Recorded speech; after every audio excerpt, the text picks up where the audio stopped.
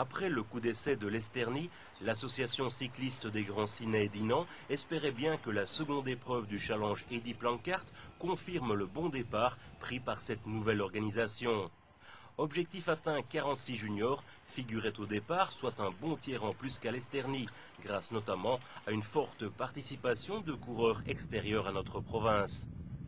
Beaucoup, beaucoup, beaucoup. Les Flamands ont sonné pour venir, savoir le circuit, pour savoir ce qu'il en était du challenge et tout. Ça va continuer.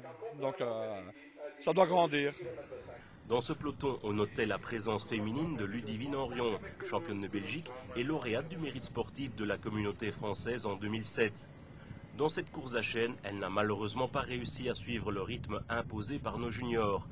Après de nombreuses attaques infructueuses, à 3 tours du terme, Benoît Servotte et St. Janssens ont eux saisi leur chance. L'entente entre le Walcourien et l'Anversois fut parfaite. Le peloton ne reviendra jamais et c'est au sprint que Benoît Servotte s'est finalement imposé devant son compagnon d'échappée. Depuis le début de course, je sentais que j'avais de bonnes jambes. J'étais souvent dans les attaques et puis on s'est retrouvés à deux, on s'est tout de suite bien entendu et l'écart n'a fait qu'augmenter. Et puis dans les deux derniers tours, avec 40 secondes d'avance, je savais que c'était suffisant pour aller jusqu'au bout.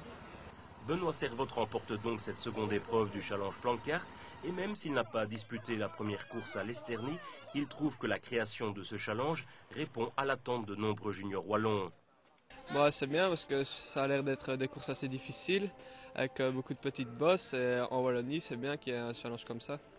Et c'est un coureur de Nandrin, François Meurice, qui complète le podium de cette course destinée aux juniors.